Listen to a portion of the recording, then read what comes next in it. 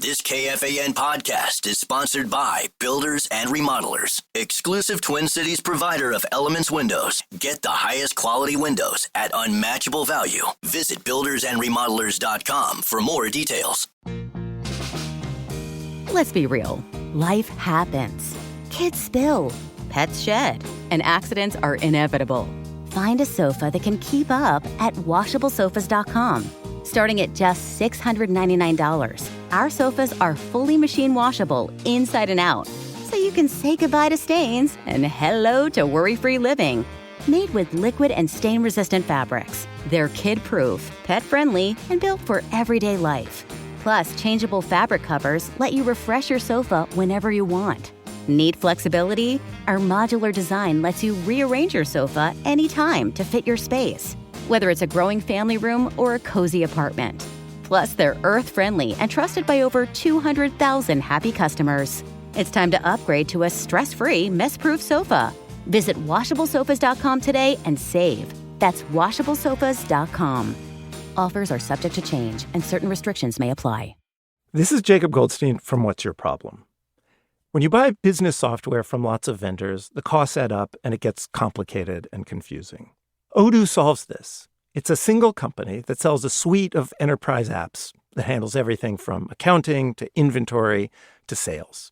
Odoo is all connected on a single platform in a simple and affordable way. You can save money without missing out on the features you need. Check out Odoo at odoo.com. That's odoo.com. Gatorade Zero, the #1 proven electrolyte blend, made with zero sugar. Designed to hydrate better than water so you can lose more sweat and push more limits. Gatorade Zero. Is it in you? And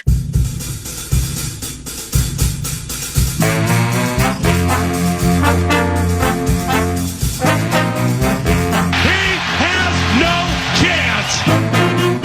Ooh. Yeah, but I mean, pick your poison with that defense. Good stuff. Big boy's back! 9 to noon. Personal foul. Clipping. There are many, many positives I can get out of this game. This is an old-fashioned ass kicking right here. and that's a fact. You like that? What in the ham fat is going on with you guys?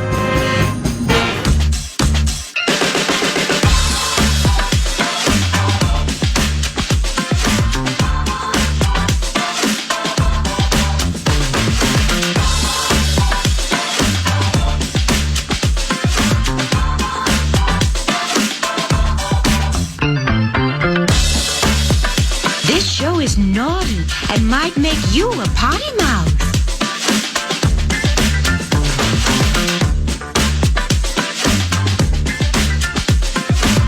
Good morning. Talker Tuesday time, 9 to noon, FM 100.3, KFAN. Who knew? That's the first question. Who knew? Mad producer knew. That's who. Sam Howell out of the shotgun, throws left, threads the needle, caught Lucky Jackson at about the 27-yard line. That'll be a quick hitter for 9 and another Minnesota Vikings first down.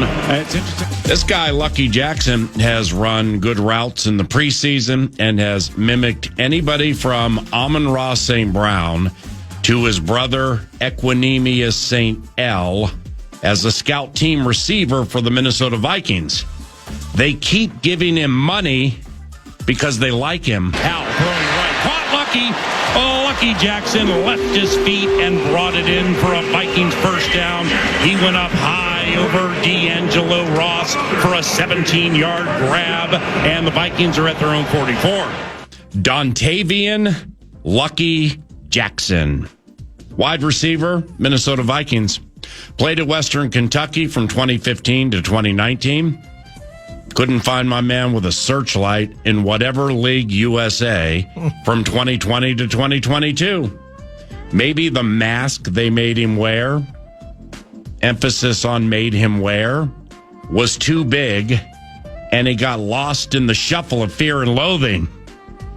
Anyway, here comes Lucky. 2022 Edmonton Eskimos, 2023 DC Defenders, 2023 Minnesota Vikings practice squad, mimicking the likes of Amon-Ra St. Brown and his brother Equinemius St. L.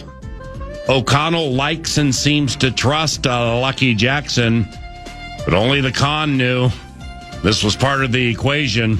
And punting for the Cleveland Browns is Corey Bojorquez, seventh year from New Mexico. He set a Browns single-season record last year with an average of 49.4. Now this punt goes inside the 5, and Lucky Jackson decides to return it, heads to the right side, gets across the 10. Hold on to it, my man. He gets to the 15-yard line. How do you put it? Discretion is the better part of valor? Yeah, well, he's trying to make a team, so... It nevertheless was a return of 10. So here we go. That was a Lucky Jackson punt return from last preseason. One of 3 he had in the 2024 preseason. They went for 12, 12, and 13. One man's trash may be another man's treasure. Sadly, down goes Rondale Moore. You grieve for your brother and or your friend. Then you figure this thing out. The dreaded punt return touchdown. The old punt return touchdown. None around here since 2016. Main man Marcus and coordinator Matt Daniels, from what I've been told, brings that up a lot to the gang. That was Rondale Moore's money.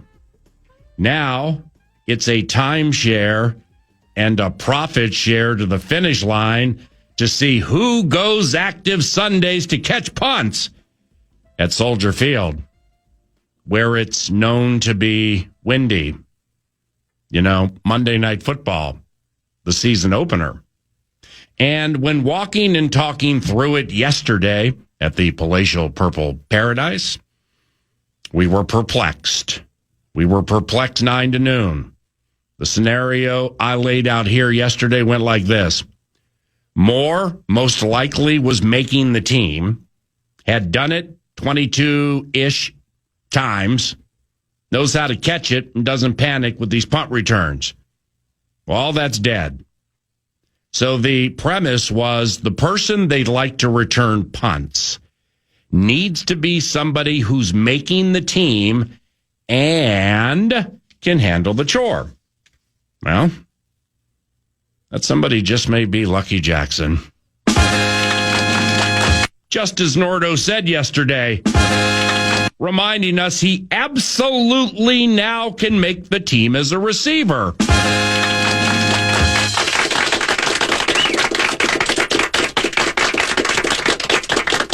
And good morning. He's 28 years old, never has touched the ball in a regular season game, but the announcer forgot old Lucky returned 3 punts last preseason. I think they went for 12, 12, and 13. And he got open with the first offense Saturday. How massive are these New England joints Wednesday and Thursday for Lucky Jackson and Miles Price? Undrafted wide receiver Indy. 42 collegiate punt returns, though, at Texas Tech and Indiana. 23 last year for the Hoosiers, and almost 13 a clip. Rondale out. Addison suspended the first 3. Lucky Jackson, Miles Price, et al. There's gold in them thar hills, boys. So who can catch the punts in games that count and not mess up the bit? If the starting gate for the please responsibly catch a punt derby included 3, Silas Bolden gets a spot and is the 3rd choice in the wagering to win it all. That's a nice sniff, Nordo. Good sniff yesterday, Nordo. 9 to noon is your discernment leader, so thanks for getting our backs yesterday, Mr. Nordquist, and good morning. Good morning. It's interesting to see how this will play out. I think your logic is also sacred, though, in the regard that he as in Silas Bolden, looks kind of the part, right? I mean, that's the confusing. We need to figure this freaking thing out. Can Silas Bolden do anything else? Can he do anything else? Can he participate on special teams? I have to be honest, he had some opportunities on Saturday against the Texans in the preseason game, and I didn't think he made the most of them from a receiving standpoint. But he was the first guy after Rondale went down, PA. He was the next guy up in terms of the punt return. I think Silas had a punt return opportunity on Saturday. So Silas had one punt return for 8 yards. Okay. It nearly was a -5. So it's a Vikings average. And all right, 3-2. And he also had a fair catch. Now, Miles Price, in the Lucky Jackson Derby, all right, and you presciently and with high-end discernment dropped the name Lucky Jackson yesterday. I'm like, who knew? Oh, yeah, Lucky. 3 punt returns last year. 2-year practice squad guy, 3 games in 2023, 0 receptions. But Lucky, the receiver, may win the punt returning job for Dontavian Lucky Jackson, and you saw it clearly. No, I think his growth as a receiver and the fact that they have been pushing him up those charts. Yep. Again, finding value. You nailed it. It's the idea of whoever's going to return punts is not going to be on this team solely because they return punts. It has to be in conjunction in the way that you would speak to Ty Felton as a rookie, finding value via special teams. Kobe King. I hope he's talking with former Packer and then former Viking special team extraordinaire so that he can figure out exactly what he needs to do to make sure that he's of value on this team. He and Eric Wilson lock at the hips. How can I make the team? And I think Lucky Jackson has proven his ability to be a reliable pass catcher. Yep. And he's been here long enough now. Now, if he can return those punts, I think he's favored. But this Miles Price cat, I'm not blowing him up the way that we were talking about the Gopher yesterday and Max Brosmer, and he should be QB2 and cut everybody else. We have the answer. But Miles Price kind of flashes. He looks like a guy as well, PA, that whether it's special teams, can he find himself proving value in other areas as well? And if he can return punts the way you did, I have no intel on Miles Price. I just saw him catching a touchdown late in a first preseason game. But I look at Lucky, I look at Miles as 2 players. If they're finding value in other places, one of those names is going to come through as the punt returner in 2025. Well, Miles Price is one of 8 million players these days. Yes, he is. Who spent 4 years at one college and then his final year at another. So he was 4 with Texas Tech and then finished with Zach Royce's Indiana Hoosiers. So does he consider himself Texas Tech guy or a Hoosier? Which one counts? Like even Max Brosmer, we're going to claim him because he's a Gopher. But he spent 1 year here. Yeah. He's kind of New Hampshire's finest from a time served standpoint. I wonder how that works. When Miles Price enters the College Football Hall of Fame, it will be wearing the crimson red. Yeah. I always love that one. Now, Miles Price is a wide receiver by trade. But again, you got those punt returns from last year with the Hoosiers in the Big Ten, allegedly against big spot competition. 12.6 per. He had a 65 long, couldn't get to the house, and 0 TDs, which causes yours truly to hearken. Got caught from behind, huh? I don't know. I didn't watch it. Didn't have the closing speed. He might have fell over the turf monster. This causes yours truly to hearken to a certain Indiana Hoosier receiver who was quite the good receiver and a very good punt returner. Maybe we have sniffed out HOF. The next Antoine Randall L on the fan. Antoine Randall L on the fan in the guise of Miles Price, and there they come. It's Miles Price. He's got to get a new number, though, doesn't he? Yeah, 31's weird. 31's weird. I thought he was a running back until last Wednesday. Exactly. So, and I didn't even know Miles Price was a thing until the touchdown on Saturday. So we got to get him a new number, and we got to get him some reps, and let's see it Saturday against the Patriots. Let's see it in these freaking joints that are coming up here in just a day from now. We're going to see Miles Price and Lucky Jackson. Yeah, so that's the that really leads to the nuance, the minutia of not only training camp but livelihoods I mean, for most likely Miles Price or Lucky Jackson, these New England joint practices and how you handle punt returns against another team that doesn't exactly know what your punt return setup is, that these are massive. They're absolutely massive for Miles Price and Lucky Jackson and the immediate future of their professional wherewithal. Because with Rondale Moore down, now, I understand. Huh?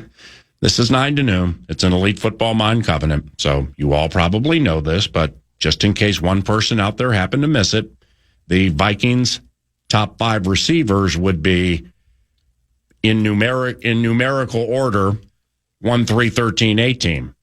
So you got Naylor, Addison, Felton, Jefferson, and who? Oh my gosh. Here comes Lucky! Lucky Jackson! It's Lucky! Sounds like a dog race at Pompano Downs. Here comes Hollywood! And there they go. Lucky Jackson flies out of the gate chasing that makeshift bunny known as Hollywood. We will be at the... You win either way, by the way. What do you mean? Because your quick twitch bits on the radio calls, whether the price is right, we got Lucky here, luck be a lady. We got, there's going to be so many stream of consciousness punt return bits. If either one of these guys, Lucky Jackson or Miles Price, make their way to the final roster. That's going to be a lot of fun the next couple of days, where 9 to noon we'll be on the exclusive Vikings Radio Network perch overlooking 4.5 perfectly manicured practice fields. The half field that's being reconstructed was formerly known as the Mike Hughes Memorial Field. I always love that one. And they're going to be banging heads against a New England Patriots team that, almost scored 50 in a preseason game. We're almost scoring 50 in a preseason games. That'll be tomorrow. Kevin O'Connell has a press conference previewing all of it at 11:40. 9 to noon will carry it. Hey, we get a press conference. That's 11:40 tomorrow from the exclusive Vikings Radio Network perch. You can just play it back on Thursday, too. And cut it up on Friday and reanalyze into the game. Some coach cuts? Coach cuts with Saturday's Life Changer at noon. Are you kidding me? Go ahead and tell Miles Price this thing isn't a life changer on Saturday. 3-2. So that's tomorrow. We're excited. We'll be there again on Thursday, and we will have a bevy of football-related guests joining us on air, on site, on demand, and on fire tomorrow from the exclusive Vikings Radio Network perch at Twin Cities Orthopedics Performance Center. The Pats with Steph Diggs and Josh Dobbs are in town. When 9 to noon continues, a sporting segue. Glen Perkins, a relief pitching immortality for the Minnesota Twins, will join us. We ain't necessarily going to go deep diving on the 6-2 last night, but it behooves us to get Perkins Play's thoughts on the last few weeks for the Minnesota Twins, and he's an all-around great guy and wonderful on the radio. Glen Perkins is around the corner, part of the Timber Tech What's on Deck set list, on a radio show produced by Mad Producer, and I'm Paul Allen. Good morning. This is your audio leader for everything that is punt return worthy. FM 100.3, KFAN. Good morning. There's nothing like sinking into luxury. At WashableSofas.com, you'll find the Anabay sofa, which combines ultimate comfort and design at an affordable price. And get this, it's the only sofa that's fully machine washable from top to bottom, starting at only $699. The stain-resistant performance fabric slipcovers and cloud-like frame duvet can go straight into your wash. Perfect for anyone with kids, pets, or anyone who loves an easy-to-clean, spotless sofa.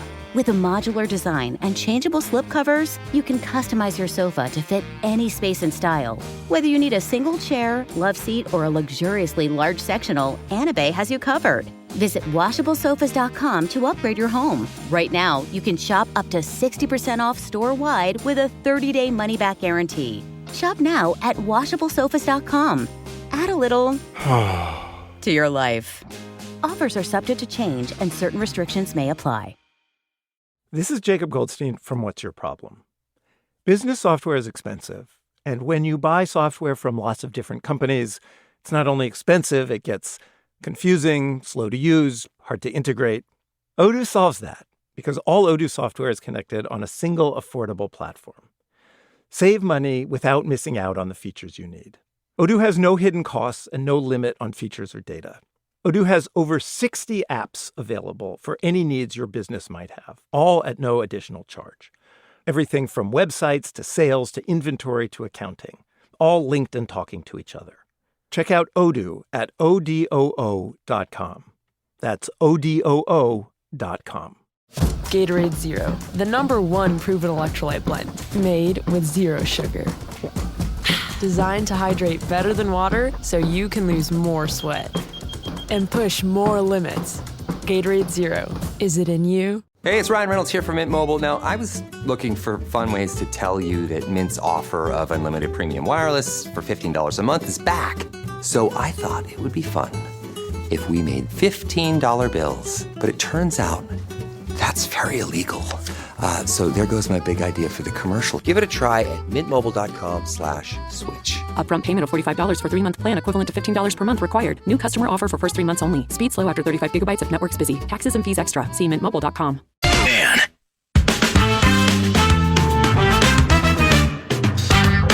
A lot has transpired with our beloved Minnesota Twins since we last chatted with one of my and our very favorites.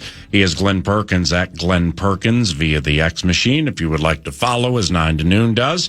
New schoolers. Perk pitched for the Twins from 06 to 2017. Started 44 and saved 120. He pitched at Stillwater High School and for John Anderson's Golden Gophers. Perk joins us now. Glenn, Paul Allen, how have you been?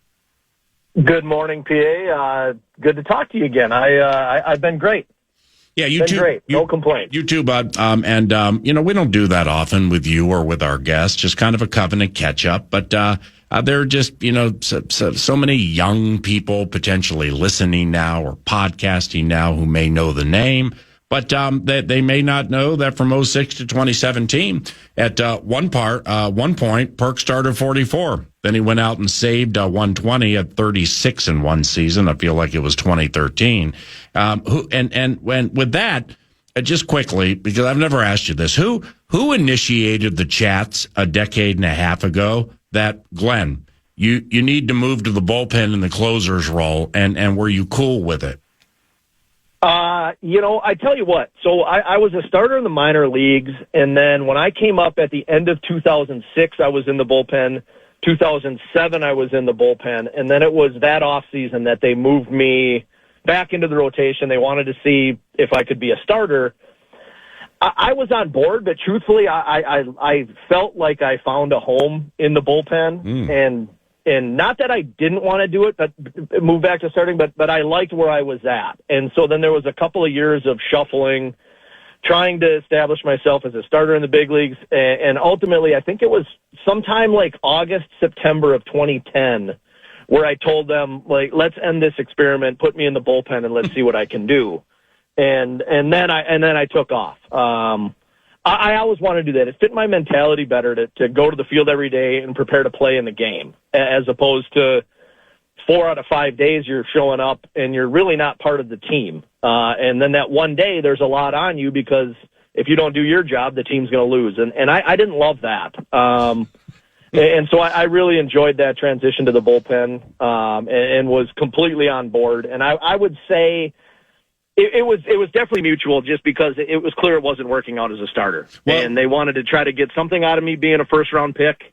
And so we went that route, and I think it worked out okay. Perk, was there ever a moment where, like, you're in the bullpen and a near or a brouhaha breaks out? So we nearly got some kind of a fight, like Nolan Ryan and Robin Ventura. And then you were part of the bullpen squad where the saloon passage flies open, and you guys come half-heartedly running out into the fight. Were you half-heartedly running in a situation like that? Yeah, there was one time, and I don't even remember what started it, but it was at Target Field, and those things are always, they're so corny. Like, there's something going on at home plate 430 feet away from you, and at Target Field and a lot of places, we share a door. And so the bench is empty. There's people fighting on the field, and we're all trying to like work our way out of the same doorway.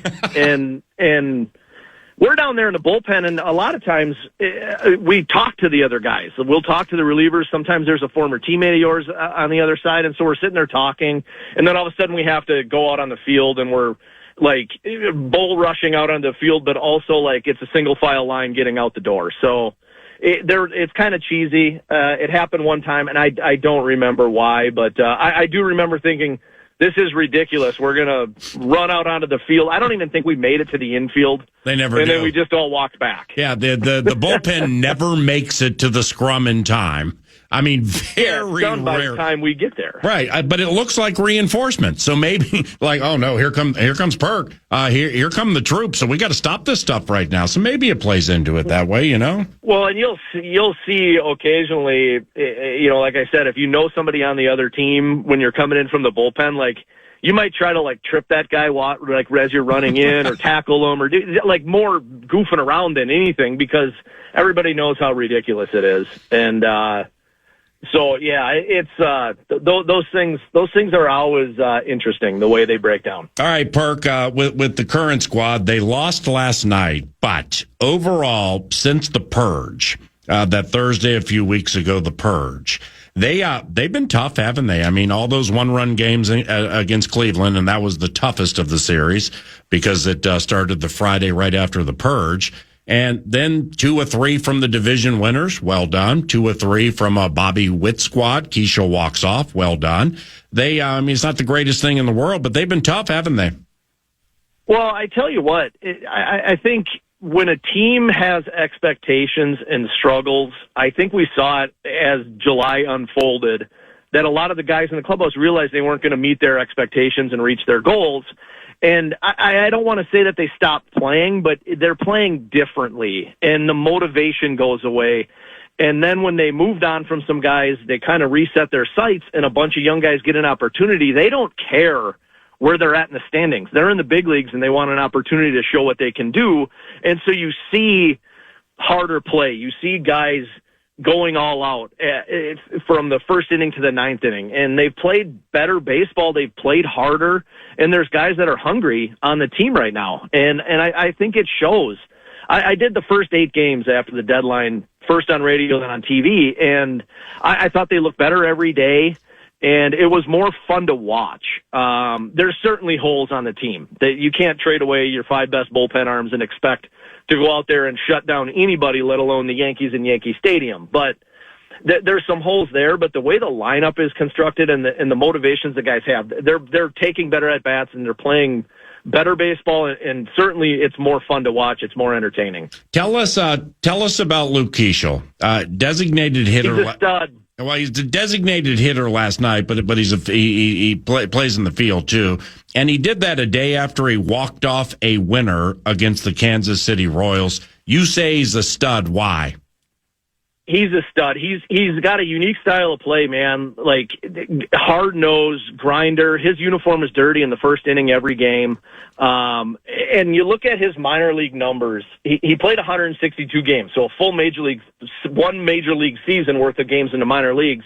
He's still only 22, but he had an on-base percentage over 400 in the minor leagues.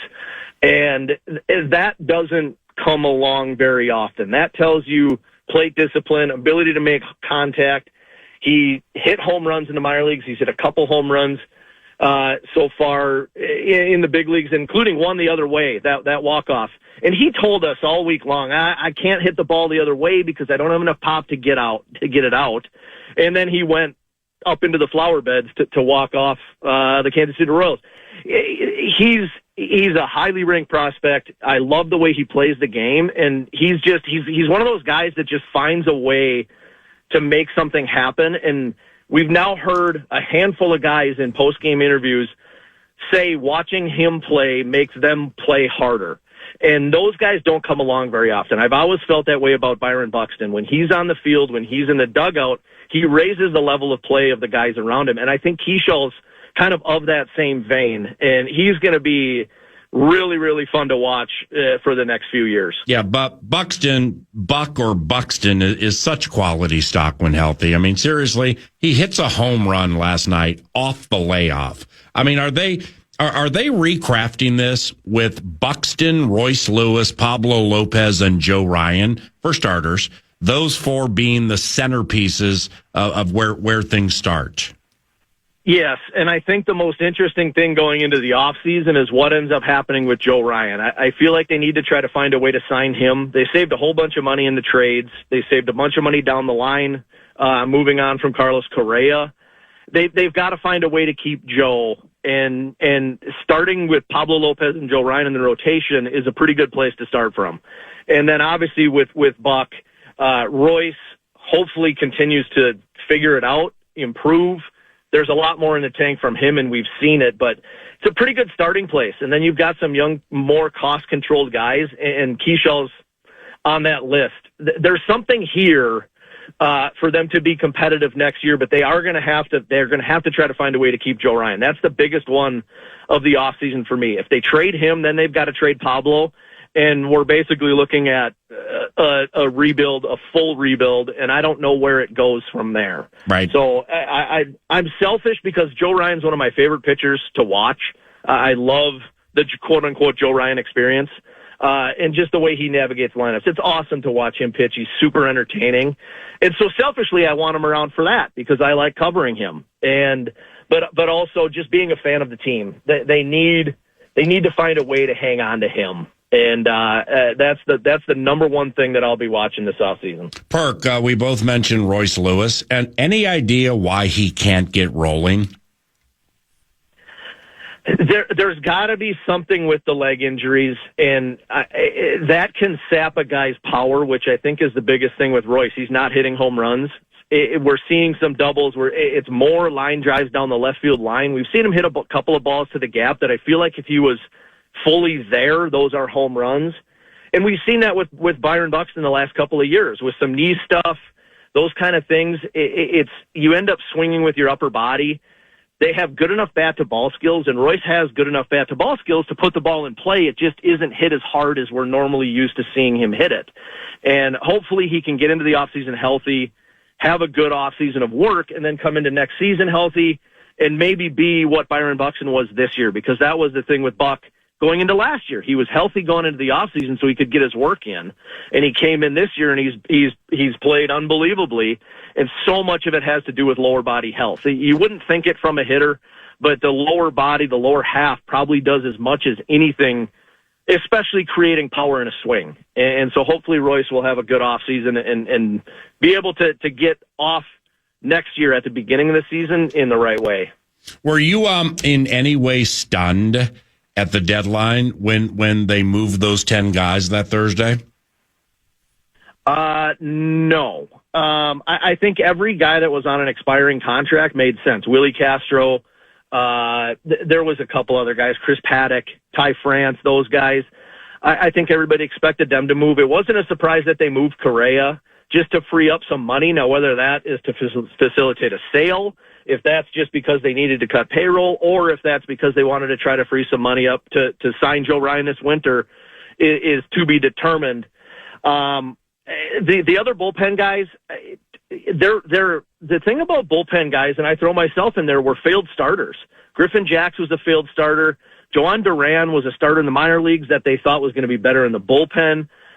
Even Louis Varland was a starter for the Twins that it didn't work out. They put him in the bullpen and he took off. So building out an organization, upper level minor leagues, getting some major league players for bullpen guys, I feel like you should do that every time out. So I really do.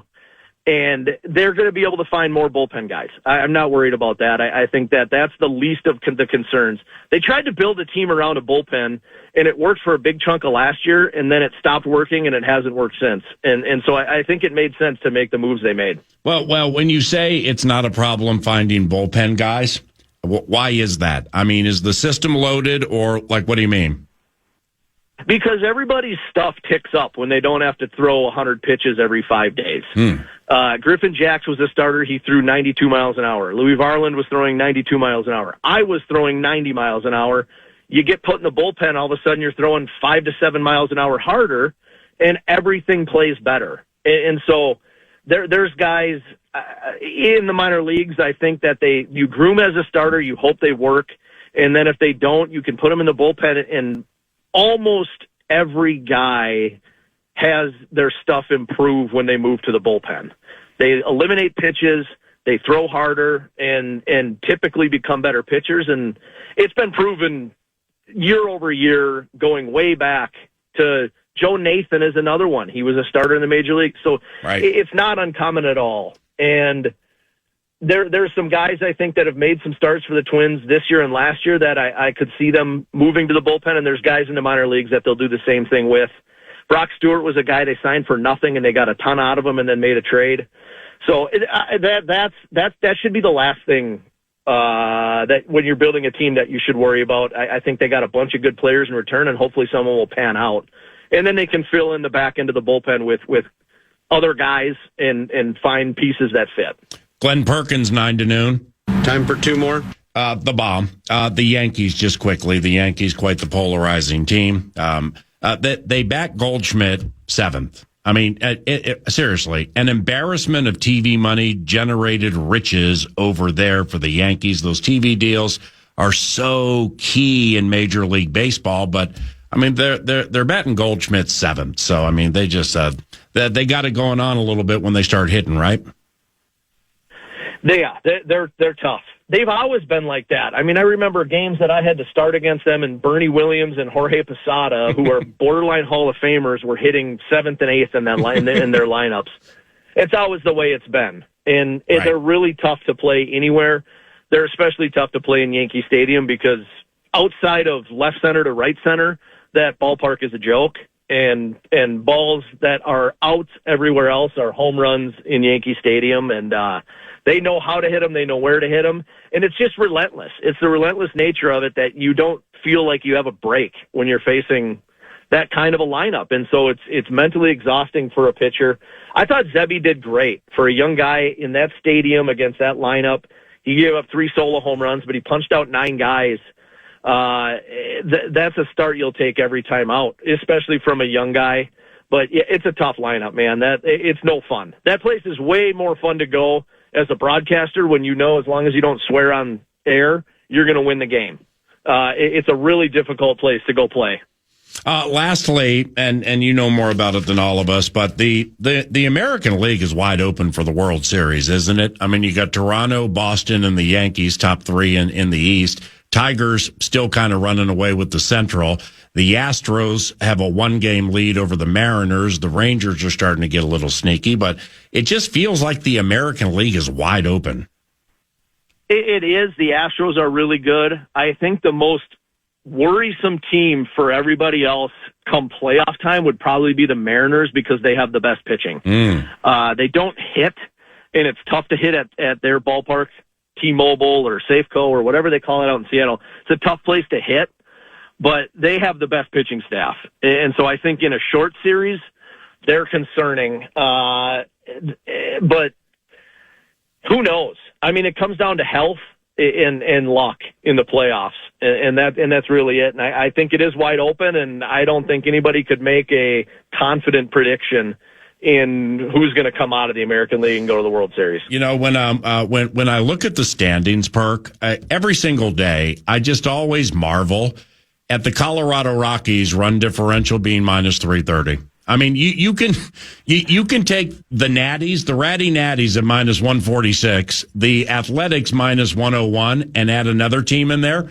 You can take those 3 teams' negative run differentials, and it doesn't surpass the Rockies at minus 330. I know you were there out of the All-Star break, so that first game back, man, they had 42,000 people. They're going to sell more than 2,000 tickets again this year. It's one of the strangest sports stories going, these Colorado Rockies, right? It's absolutely wild, and I didn't know what to expect with a Twins team that doesn't have a ton of national recognition, and them going to Colorado, where Colorado is terrible. But yeah, I think in that 3-game series, there was over 100,000 people, probably over 110,000 people in a 3-game series, and the atmosphere was awesome. And you wonder what that place would be like if they were somehow able to put a competitive team on the field. But their we were talking about it. How do you build a winner in Colorado? Because it's so difficult to pitch there. Yeah. And I said, you just have to build a lineup that scores 6 runs a game because you know you're going to give up 5. You're going to end up playing. It's like, just assume you're going to go play a football game and try to win by a field goal. Yeah. There's really nothing else you can do there, but it's an awesome stadium, awesome city, and they clearly have great fans because they show up even when that team is awful. Yeah, Perk, it's the greatest Ponzi scheme going in all of pro sports. It's like the team's owned by Tom Petters and managed by Denny Hecker because it's a destination. The Rockies and Denver, for myriad reasons, a destination town. So you're going to get people flying in and coming to see the Twins and teams like that, plus people going to Denver going like, hey, never been to Coors Field. I think that'd be cool to go there. So they got that. I think it. Go ahead. The craziest thing that I saw, we went down one day to get a burrito from a concession stand, and they had beer for $17. Coors Light, which is made like 20 feet from the stadium. And so they're just printing money at that place. Like they are 40,000 people paying $20 for a beer.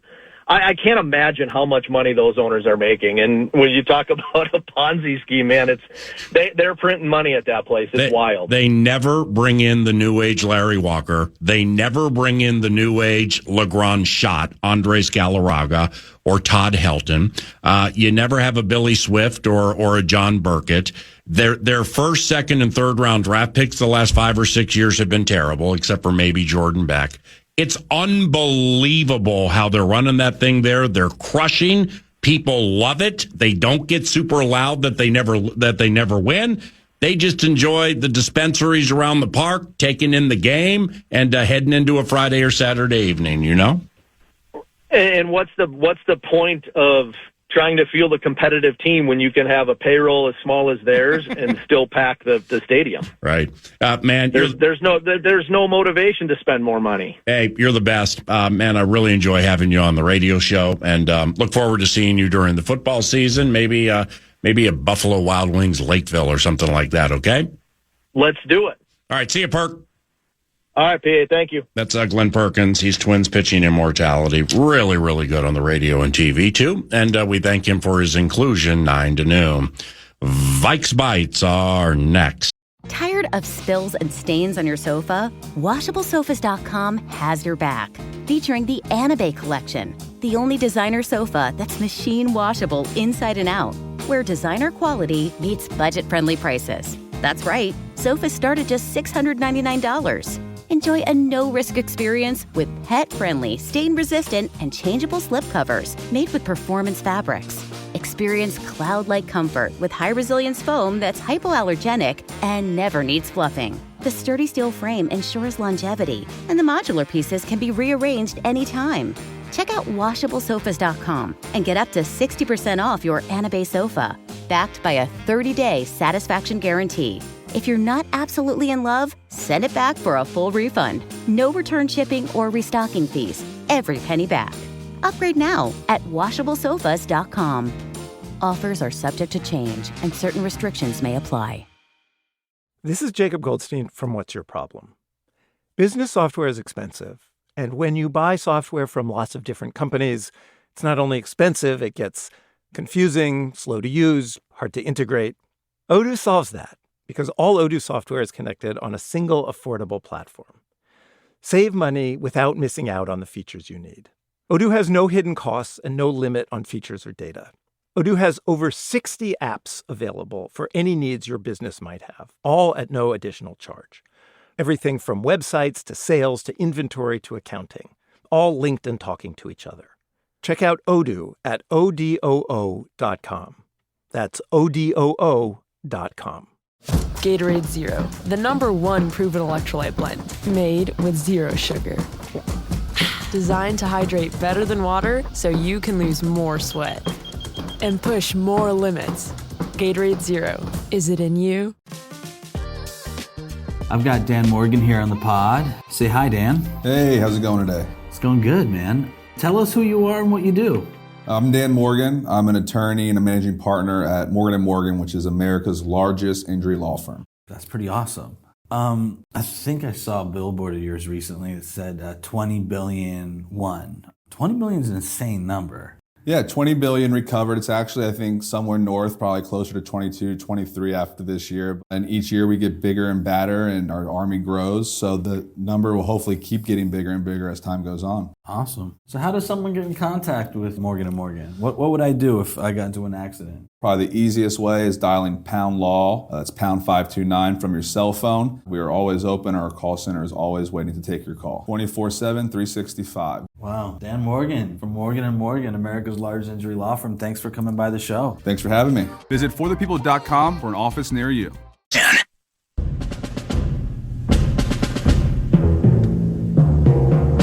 Vikes Bites! Vikes Bites, 9 to noon.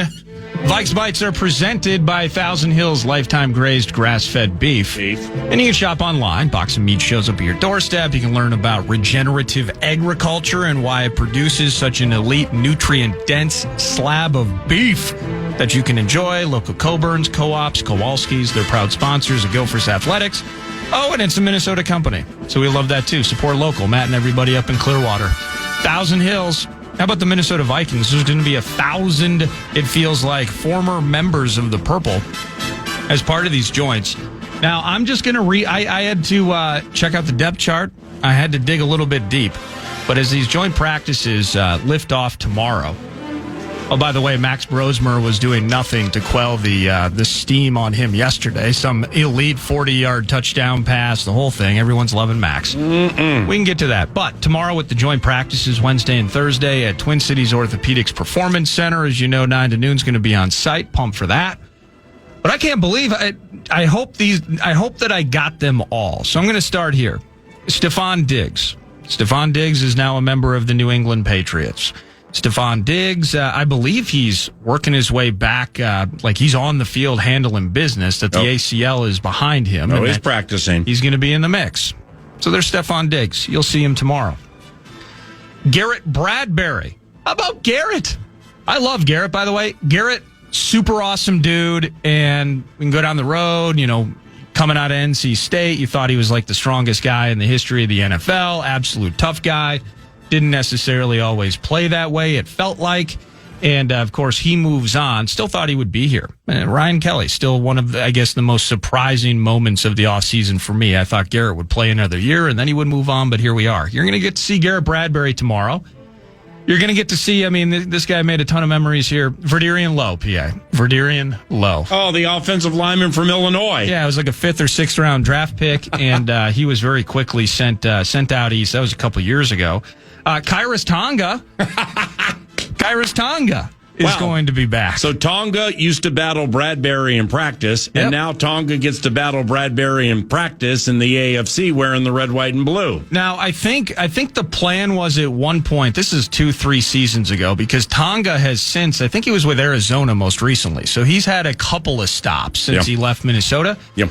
He was going to start for the Vikings. Is that accurate? Or maybe he did start games for the Vikings at one point. It did not go well, and now he's a Patriot. Well, he's a wonderful young man. And, the way you laid that out, I think it becomes easy to figure out why Hargrave and Allen are here. Free agency never fails on the Quasi train. Go with that, Kairos. He's a wonderful young man. Free agency never fails on the Quasi train. 2022, he started 2. 2023, he started 2. So 4 starts for the Purple, Mr. Kairos Tonga. Tyrus Conger, Hersey Parvin, Pat Pill, assistant defensive line coach Pat Hill, Hat Pill. Common Antenna tried to, they make fun of me because at one point I was kind of disappointed to see Marcus Epps not make the final roster. Maybe he was Wyoming or something like that, late round pick. Safety, ended up going to Philly for a couple of years. He's bounced around, maybe Vegas and now New England. Yeah. So you're going to get to see him. Now, your memory for roster spots and those trying to find their way to a jersey that is purple, it's unbelievable. Your recall on this. Remember Tyrese Robinson, PA?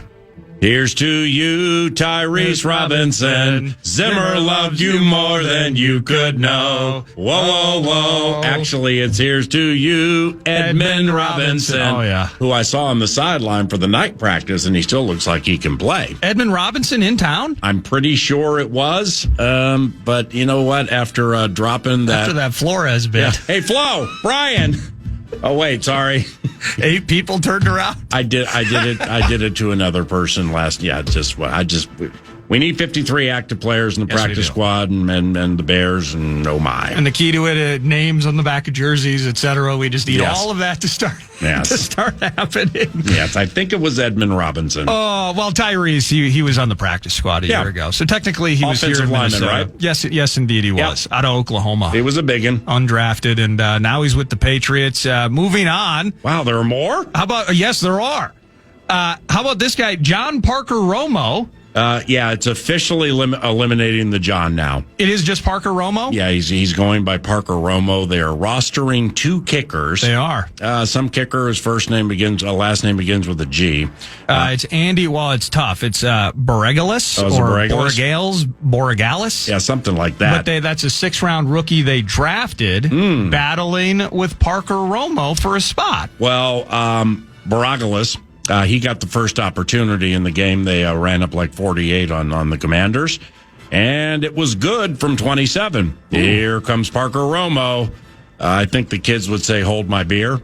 Nailed one from like 57.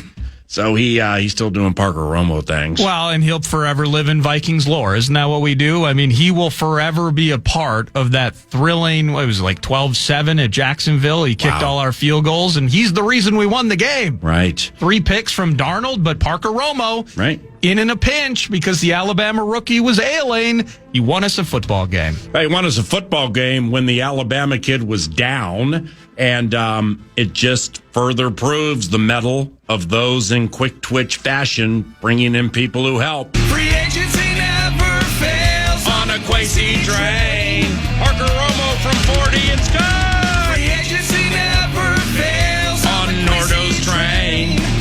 So I've named 7 guys. There's an 8th. What? An 8th player? Dobbs.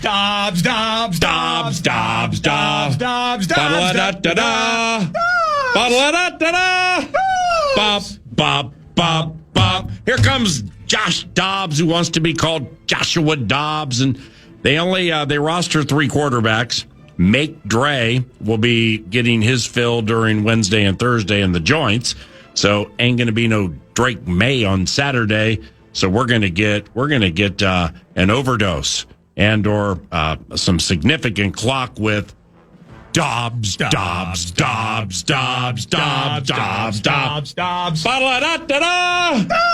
Hey!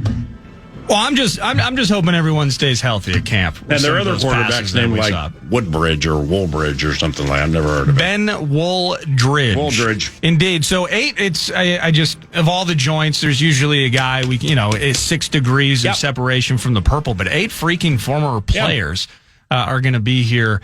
And this is all part of joint practices, PA. If we were doing what you might call a perch preview, this might be a perch reunion in some respects. It's a family affair, is what it is. Copyright Sly and the Family Stone. They have 4 former head coaches on their coaching roster. 5 if you include Vrabel, because he was the former head coach in Tennessee. What? Can't remember all the names, but we have Anthony Brown. Anthony Brown. He coached against the Vikings for, I think, 1 game. He was the defensive guy with the Bears, who was in that weird spot, like when Eberflus, when like Alan Williams, the defensive coordinator, all of a sudden, it's like he's getting people raiding his house and he's out of the chat. Yeah, Thomas Brown was a former head coach. Ben McAdoo was a former head coach. You know who I didn't know? I didn't know this guy was Doug Marrone. Well, Doug Marrone's there? Doug Marrone is tough as nails, just like Vrabel. Well, here's the deal, though, is new regime. But again, Vrabel is truly just a young Belichick. Yeah. He brought Josh McDaniels back. That's the 4th. He's the OC. And Todd Downing, Eden Prairie High School, and formerly a longstanding coach with the Minnesota Vikings, former offensive coordinator for the Oaktown Raiders. Todd Downing, wide receivers coach. So this isn't a series of joint practices. This is a reunion covenant to be captured by 9 to noon. Well, and if anyone was wondering where outside linebackers coach Mike Smith suddenly went to during his time in purple, he's now a member of the Patriots staff as well. Yep, looking at the Pats roster yesterday, chatting with some inside the covenant, going over some names, and I was like, oh, outside linebackers coach is Mike Smith. Around me, I heard, oh my gosh, can you remember? Oh, wait, what happened? Okay, cool. Wow, Brosmer looks good. Holy. Look at Miles Price. Who knew? 31. Thought he was a running back. He can catch punts. Oh, and this interview with Mike Pettin is brought to you by Minnesota Lottery. I'm in.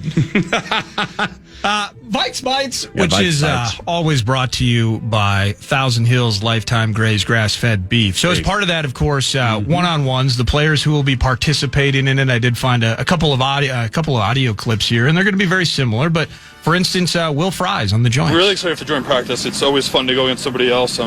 Especially those interior guys that they have over there. Really good players. Tonga. It's fun to go against them, get better. Really focus on my technique, things that I need to work on. So I'm excited. It's going to be a great opportunity for not only myself but the whole offensive line to just keep improving, getting better as we go into week 1. Let me call up the Patriots unofficial 2025. I mean, Vince Wilfork has to be in there, right? Yeah, he might be another assistant. Especially those. Oh, Milton. Yeah, they got Milton Williams. Hey, and forgot about old Milty. I know they like Barmore. It's tough when you figure out everything that was going on. How does anybody know they like Christian Barmore? Well, no, he was a high. I'm thinking he was like 2nd or 3rd round, and I was reading good things about him. So I'm just going to say I think they like him. Well, they got Christian Ellis, okay. But you look at what they did this offseason, PA. So Milton Williams, that's the big money ticket. We know that. They bring in Tonga. Now, Tonga's not making all pros, but Tonga can stop the run. Tonga can be that big guy in the middle for sure. But they bring in Robert Spillane and then Harold Landry. So they got a couple of outside linebackers. They bring in stopping the run, it feels like, in particular, now that Vrabel took the reins back. Yeah. He's just like, I'm going to find the angriest dudes that I possibly can to match my style. Yeah. Because he plays and coaches angry, it seems like. Yeah. And that's, I think, what they're up against. Like, this could be a good opportunity for Will Fries and those guys, iron sharpen iron and all that. I love that. One of their deep roster linebackers, Sky Yuma, Jack Gibbons. Jack Gibbons. He'll be back in the great state of Minnesota. Harold Landry III. He's a strong side linebacker for the. He's an inside linebacker, but he'll play the edge a little bit too. Wasn't he with Tennessee for a long time? Maybe if their defense is good, maybe the nickname of that defense will be Harold Landry and the red, white, and blue notes. I always love that. There's going to be a fun bit the next 2 days too, though. If you look at Kyle Duggar. Well, think about, so they have they have Will Campbell. Mm-hmm. Remember, they just drafted him, that high-end left tackle from LSU. Oh, yeah. But how he's going to go against Grenard and Van Ginkel. Yeah. They also have a 3rd-round rookie, Jared Wilson, at left guard. So him and Bradbury, get to know Mr. Hargrave and Mr. Allen. And they have Cole Strange, and he likes it. Cole Strange, just the way he is. Morgan Moses, wait till you get a load of Morgan Moses, Mr. Nordquist. Really? Yeah, when he was an offensive lineman for the Washington, was it the Redskins or the Commanders or the WFT? He's been around a while. Yeah, he's 6'3". Wait till you see Morgan Moses walk out on the football field. I mean, honestly, it's like if what was her name? Amelia Reno is still looking for Bigfoot. 9 to noon has found him. I always love that one. Speaking of callbacks. Was that the name, Amelia Reno? Amelia Reno, yeah. I think I might still be giving $5 a month to her. I think she was a Sasquatch patron or something, and she's probably living in Edina, making $650 a year. And I think she's down in Brazil, and I'm giving her $5 a month. Got to get all this stuff squared away. It's tough, some of those monthly payments. Yeah, that Patron, Stathead, though. Patreon, though, whatever it's called. Do we just put a CUDA on Diggs and just let the one-on-ones happen? Why wouldn't you? I mean, just get that attitude. I mean, that would be fun right there. Yeah, you got a cornerback whose living is predicated on beating up wide receivers at the line of scrimmage. And if there ever was a wide receiver who is good enough to be beat up at the line of scrimmage because he's good, it would be Stephon Diggs. Now, Steph got a little scrappy to him. Yeah. So if Okudah goes to pounding on Stephon Diggs, Steph's going to have an opinion. And then all of a sudden, Austin Hooper's going to have an opinion. Here comes the gink surging into the middle of the scrum. And then you got O'Connell in there trying to pull people out because Vrabel's trying to pull people into the scrum. Yeah, well, He wants it to continue. Yeah, Vrabel's going to want to fight Okudah. And then O'Connell's going to look at the scrum, and even though there's a no fighting mandate, he's going to be like, you know what? Our defensive line is so deep. You guys just go ahead and have at it. Yeah, we got replacements for a preseason or regular season. Just have at it. Have fun. Just do your thing. Get it all out. Get all that energy out now, kids. Yep. Get it all out, LDR. I will say, Diggs and he forces his way out of here. The whole bit ended ugly here. Yeah. But I just wonder what he has in the tank after the ACL. I kind of liked what I saw from him here in Minnesota. Steph? Steph, a year ago. Steph's one of the best route running wide receivers I've ever seen in person in my life. And that's the key. That's why I think that's kind of a cool one-on-one opportunity when you think about McGlothern and you think about just kind of, you're talking about Ambry Thomas and just some of these guys that might fill out the back of the roster here. Is the ability to go against one of the craftiest and savvy route runners in the last quarter century in the NFL and Steph. Like, that's going to be sweet. These joints are going to be awesome. Well, is it Ramondre Stevenson? Ramondre the back, yeah. And then they got Travion, as we talked about yesterday. Yes. Now, Henderson he's not small, but he's fast. I mean, he's really good. But Stevenson... he a beef eater. Yeah, he is. He's a big physical running back. So just the nuance with the joints. Bradbury trying to move Hargrave. Somebody getting a double. Stevenson trying to run between, the left guard and the left tackle, whatever gap that would be. Jeez. And then Cashman and Ivan Pace Jr., Harry Hitman by their side, flying down there trying to take down this beast. He might have 10 pounds on Jordan Mason. Well, yeah, Ramondre. Stevenson is a big dude. And okay. They're big and physical, man. The Patriots, they had joint practices last week with the Washington Commanders.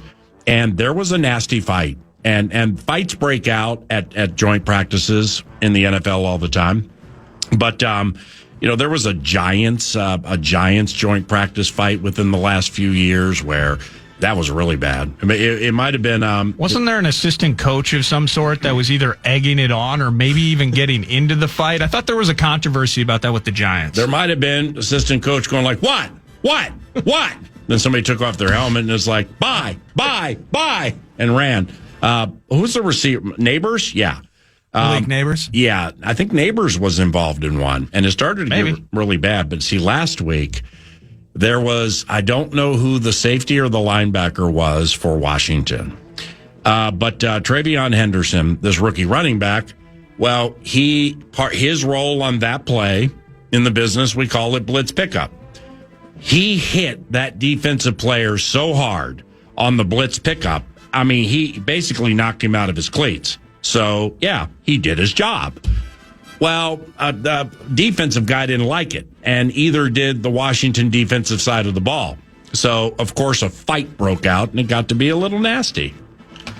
That's Vikes Bites, brought to you by Thousand Hills Lifetime Grazed Grass-Fed Beef. Clearly, you can tell, listeners, fans, Vikings fans in particular, we're pumped to be on the perch the next 2 days, 9 to noon. And 9 to noon continues around the corner, approaching the middle portion of the radio show. The only guest remaining is columnist Lavelle E. Neal III. He's a columnist for the Star Tribune, and he's ballyhooed. He'll be here about an hour from now. Meanwhile, next segment, let's go scooting around the National Football Conference and or the NFL and get some camp cuts and see what others are saying about their lots in life. Nordo produces, and I'm Paul Allen. This is your audio home for the NFL and Minnesota Vikings football, FM 100.3 KFAN. Lenovo is built for creators who don't wait for inspiration. They chase it. With inventive tech, built-in AI tools, and seamless performance, Lenovo devices powered by Intel Core Ultra processors are designed to bring your wildest ideas to life faster. That's the power of Lenovo with Intel inside. Enjoy flexible financing, rewards on every purchase, and free shipping. And students get special offers when you create an account at Lenovo.com. Lenovo. I have type 2 diabetes, but I manage it well. It's a little pill with a big story to tell. I take once daily Jardians at each day's start. And for adults with type 2 diabetes and known heart disease, Jardians can lower the risk of cardiovascular death, too. Prescription Jardians, empagliflozin tablets, are used to lower blood sugar along with diet and exercise in adults with type 2 diabetes.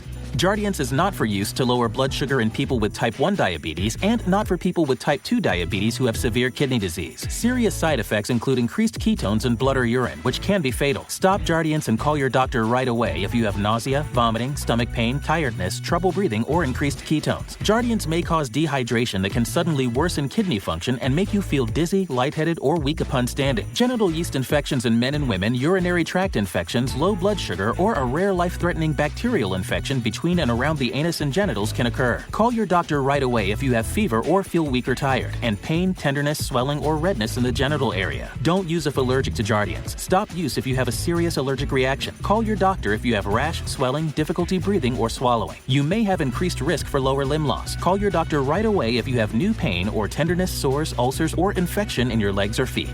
To learn more about Jardian's 10 or 25 milligram tablets, ask your doctor. Visit Jardians.com or call 1-888-968-6648. You're great at protecting your own personal information. You probably even use things like two-factor authentication, strong passwords, and a VPN. But as much as you try to be in control of how your information is protected, there are lots of places that also have it, and they might not be as careful as you are. That's why LifeLock monitors millions of data points every second for identity threats. If your identity is stolen, a LifeLock US-based restoration specialist will help solve identity theft issues on your behalf, guaranteed or your money back. Plus, all LifeLock plans are backed by the $1 Million Protection Package, meaning LifeLock will reimburse you up to the limits of your plan if you lose money due to identity theft. You might not be able to control how others handle your personal information, but you can help protect it with LifeLock. Save up to 40% your first year. Call 1-800-LifeLock and use promo code iHeart or go to lifelock.com/iHeart for 40% off. Terms apply. Gatorade Zero, the #1 proven electrolyte blend, made with zero sugar. Designed to hydrate better than water so you can lose more sweat and push more limits. Gatorade Zero, is it in you?